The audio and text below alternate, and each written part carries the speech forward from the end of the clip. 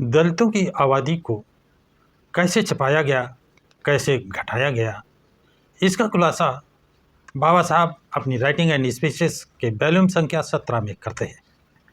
वो कहते हैं, जहाँ पर सिख बाहुल क्षेत्र था वहाँ के अस्पृश्यों को, डिस्प्रेस क्लास के लोगों को सिख लिखने के लिए मजबूर किया गया, बाध्य किया गया, जिसके कारण सिखों की संख्या बढ़ गई और अस्पृश्यों की संख्या घट गई।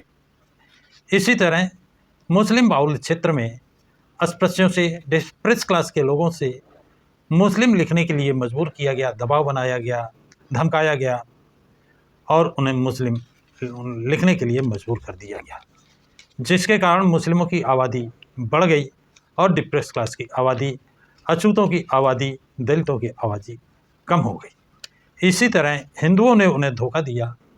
उन्होंने कहा, यदि तुम अपने को डिप्रेस क्लास, अस्पृश्य, अछूत, दलित लिखोगे तो तुम्हारे साथ भेदभाव होगा।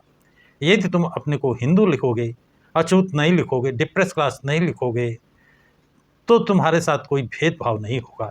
इस धोखे में ये झांसा दे करके हिंदुओं ने उन्हें हिंदू लिखाया, उनकी जाति अस्पृश्य नहीं लिखाया, जिसके कारण अछूतों की संख्या, डिप्रेस क्लास की संख्या, अस्पृश्यों की संख्या घट गई और हिंदुओं की संख्या बढ़ गई। अब साथियों, सवाल ये होता है, इतना घटाने के बाद ये हिंदुओं ने, मुसलमानों ने और सिखों ने ये घोर अन्याय अस्पृश्यों के साथ किया। इसके बावजूद 15% अनुसूचित जाति के लोग और 7.5% अनुसूचित जनजाति के लोग, यानी SC ST 15%, ST 7.5%, दोनों का टोटल 22.5% हुआ।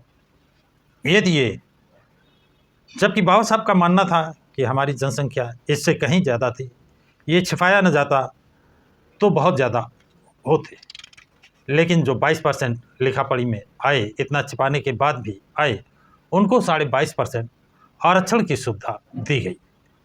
वो 22.5% आरक्षण देश आज़ाद होने के पहले से 1935 से लेकर के और 2025 तक पूरा नहीं किया गया और एक भ्रम फैलाया गया, लोगों को गुमराह किया गया कि तुम्हारा आरक्षण फला जातियाँ जो थोड़ा प्रोग्रेस किए थे, जिन्होंने आवाज़ उठाना शुरू किया था, उनका नाम लगा दिया। साथियों, सोचने की बात है, समझने की बात है, जब 100% आरक्षण है तो फिर दूसरा हक कैसे खा जाएगा? 100 जगहें हैं, 100 उम्मीदवार हैं, 100 को ही आरक्षण मिलना है, तो दूसरा कैसे ले लेगा? कैंडिडेट 100 और जगह भी 100। लेकिन ये चाल जो सरकारें थी, उनकी चाल, सोची समझी मनवादी चाल कि आरक्षण इन्होंने ये कह करके कि सुयोग्य अभ्यर्थी नहीं मिले, नॉट सुटेबल लिख करके, और जगहों को खाली रखा। कैटेगरी के लोग, SC ST के लोगों को भर्ती नहीं किया और नॉट सुटेबल लेकर के उनको भर्ती नहीं किया, और इसके बाद उन जगहों में सामान्य वर्ग के अभ्यर्थियों की भर्ती कर ली। ये क्रम देश आज़ादी से लेकर आज तक चल रहा है, लेकिन इस पर जो बहुत कम लोग आवाज़ उठा रहे हैं। आज सुटेबल, नॉट फॉर सुटेबल कैसे लिख रहे हैं? बहुत लोग जो सामान्य कैटेगरी के ऊपर अंक ला रहे हैं, उनको साक्षात्कार में, इंटरव्यू में कम नंबर क्यों दिए जा रहे हैं? ये सवाल उठता है। लेकिन इस सवाल को नहीं, आपस में लड़ाने का जो काम किया है मनवादी ताकतों ने कि तुम्हारा आरक्षण, तुम्हारे लड़के इसलिए नौकरी में नहीं आ पाए कि तुम्हारा आरक्षण दूसरी जातियों ने ले लिया, जबकि ये तथ्य 100% गलत है, झूठा है।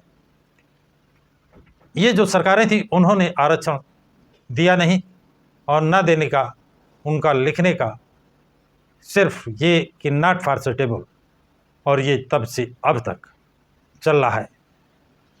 तो साथियों, बाबा साहब ने उस समय भी कहा था कि ये जो जनगणना की गई है वो मुझे स्वीकार नहीं है।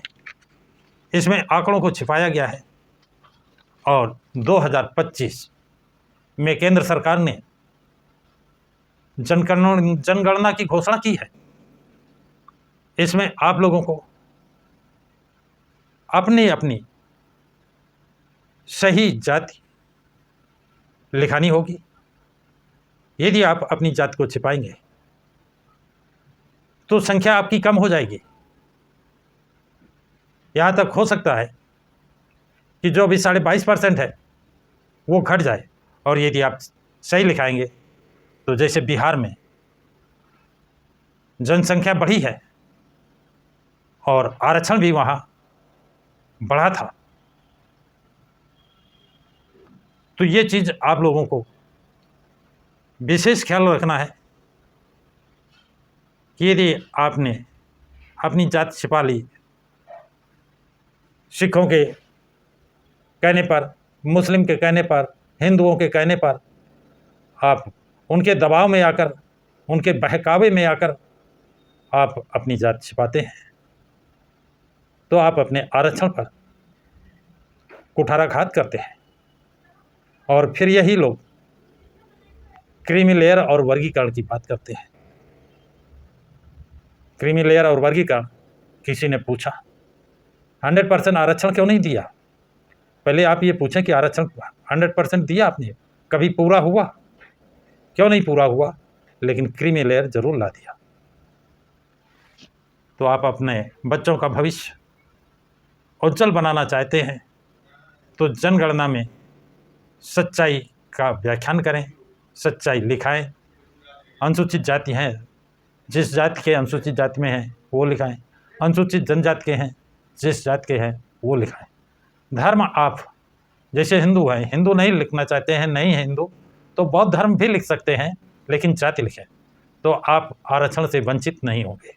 बौद्ध धर्म में, सिख धर्म में भी आरक्षण की सुविधा है और हिंदू धर्म में भी आरक्षण की सुविधा है।